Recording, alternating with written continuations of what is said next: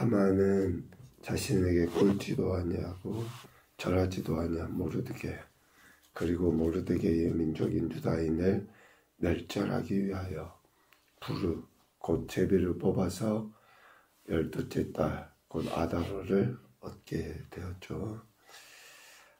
그리고 아하수에로 왕에게 아부 또 뇌물을 약속하고 조서를 받아서 그 일을 이루기 위하여 왕의 대신과 각 지방의 관리 또 각 민족의 관원에게 명령을 내려서 행동하도록 했습니다. 모르드게는 하만의 이런 모든 일들, 오늘 1절에 보면 이 모든 일을 알고, 그러니까 유다인을 멸절하기로 한 그러한 일들을 이제 알고 자신이 할 수 있는 행동, 그리고 또 에스더가 해야 할 일을 가르칩니다. 모르드게는 이 모든 일을 알고 4장 1절 2절에 보면 자기 옷을 찢고 굵은 베옷을 입고 재를 뒤집어 쓰고 성중에서 대성통곡하여 대궐문 앞까지 나아갔다라고 이야기하고 있습니다. 구약 성경에 보면 자주 등장하는 표현입니다. 옷을 찢는다, 굵은 베옷을 입는다, 또 재를 뒤집어 쓴다. 이러한 행동들은 가장 극한 슬픔, 그러니까 너무 슬픈데 어떻게 표현할 수가 없으니까 그 슬픔을 그렇게 표현하는 거예요. 하나님 앞에서 자기 자신을 철저하게 낮추는 그 비하의 모습이 바로 모르드게가 보인 모습입니다. 모르드게가 왜 이렇게 했을까? 단순히 하만으로부터 자기의 목숨을 부지하기 위함만은 아닙니다. 자신의 민족 포로로 잡혀와서 참 너무 우리가 상식적으로 알고 있는 이야기잖아요. 포로 생활이 얼마나 고통스러울지. 그러한 상황에서 자신과 자신의 민족이 다 몰살당할 그 극한의 상황 앞에 모르드게는 이러한 행동으로 하나님 앞에 간절히 탄원한 거죠. 철저하게 하나님 앞에 자기 자신을 낮춤으로 자신과 유다인을 위한 호소를 하나님 앞에 한 겁니다. 이러한 행동이 다른 유다인들에게도 큰 울림이 된 것 같습니다. 3절에 보니까 왕의 명령과 조서가 각 지방에 이르게 되었을 때에 유다인들 역시 어떻습니까? 크게 통하여 금식하며 울며 부르짖고 굵은 베옷을 입고 제 누운 자가 무수하였다라고 이야기해요.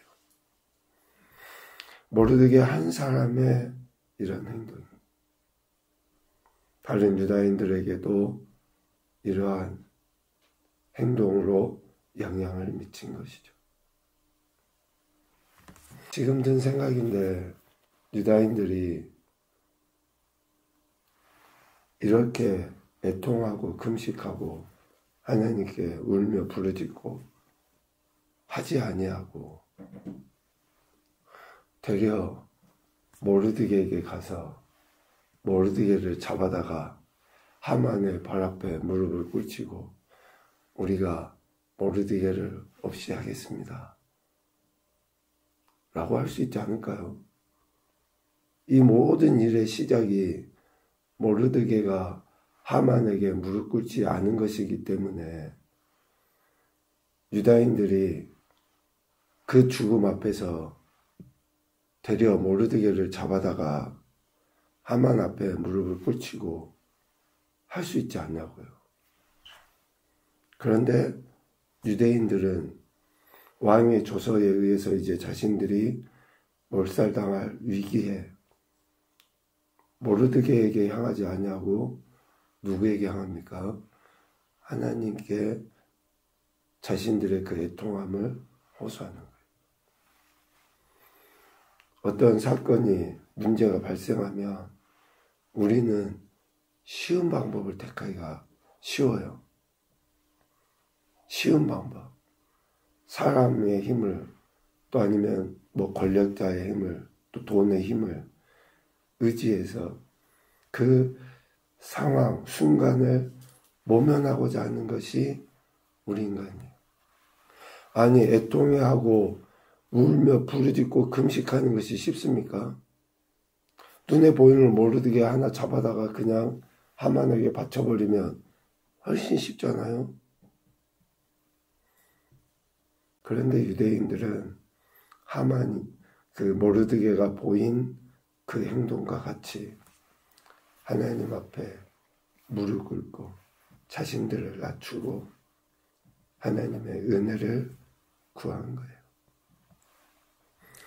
모르드게나 유다인들의 이러한 행동은 하만의 계략에서 자신들을 구원해 주실 이가 하나님 한 분이시다 라는 믿음의 고백으로 볼 수 있습니다. 또 그 생각이 들죠. 힘들어 보니까 어려움에 처해지니까 그때서야 하나님이시구나 라는 것을 알게 된 거죠. 왜 유다인들이 지금 페르시아에 있습니까? 하나님 앞에 불충했던 그 지난날의 어리석음들을 하나님이 징계하신 것이고 그 가운데 지금 포로 생활 또 그 가운데 이제 곧 죽임을 당할 수밖에 없는 극한의 상황에 놓여보니 하나님만이 구원이시구나 라는 것을 알게 된 거 아닌가. 그래서 지금 우리가 깨어 있어야 돼요. 지금 우리가 하나님 말씀을 기억하고 그 말씀대로 지금 살아가야 돼요. 나중에 상황과 환경에 의해서 하나님을 찾는 것이 아니라 여전히 신실하게 하나님을 의지하는 믿음이 매우 중요하다라는 것을 생각하게 됩니다. 이렇게 모르드게와 유다인들의 이러한 행동이 왕궁에 있는 에스더에게까지 들려진 거죠. 무슨 일인가 하고 시녀와 내시를 보냅니다. 그리고 모르드게에게 의복을 입히기 위하여 그렇게 행한 거죠. 에서는 모르드게가 한 행동의 원인이 왜 그랬는지를 알고자 한 거예요. 5절. 그리고 8절에 보면 에스더는 모르드게가 하닥을 통해 유다인을 진멸하라고 내려진 그 조서의 내용을 이제 알게 된 거죠. 그래서 왕에게 나아가 자기 민족을 위하여 간절히 구하라라고 하는 요구를 듣게 됩니다. 모르드게의 그러한 요구를 하닥을 통해서 듣게 된 거죠. 그리고 11절 보면 에스더는 왕의 규를 받지 않으면 살 수 없다. 그러니까 왕 앞에 함부로 나갈 수 없다는 거죠. 부리지도 않았는데 왕 앞에 나가면 죽음밖에 없는데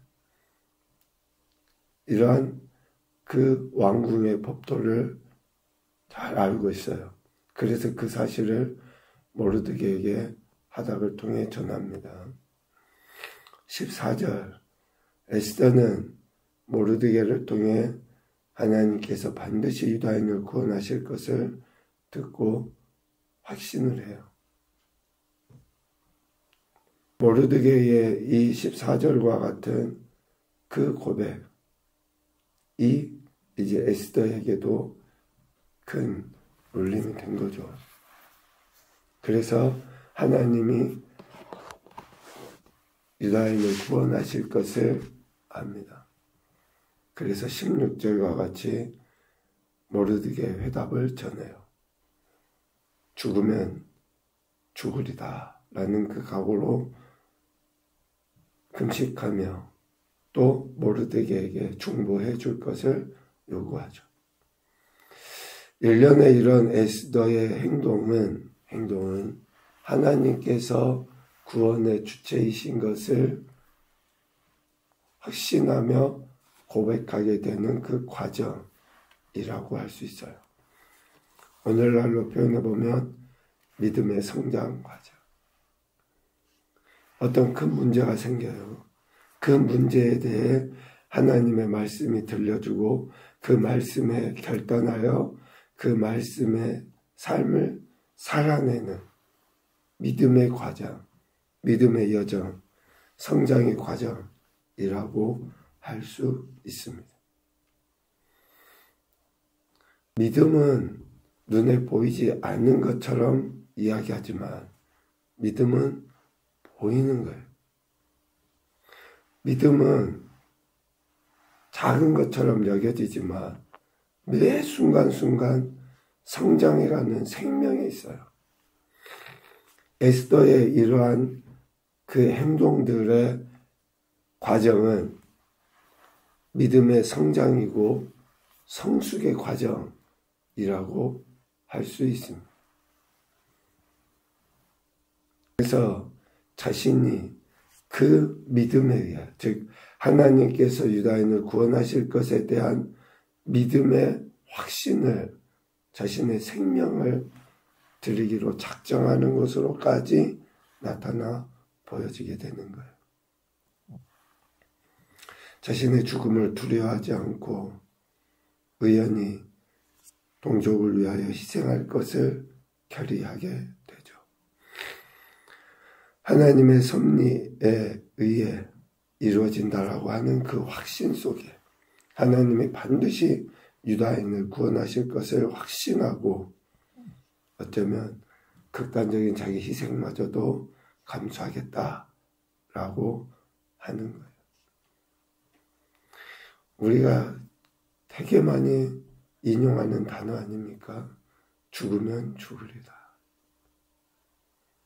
진짜로 우리 안에 이런 믿음이 있는지, 진짜로 하나님 한 분밖에 나의 구원자가 아니시다. 그러니까 하나님만이 나의 구원자이시다라고 진짜로 믿고 있는지 점검을 해봐야 될 것 같습니다.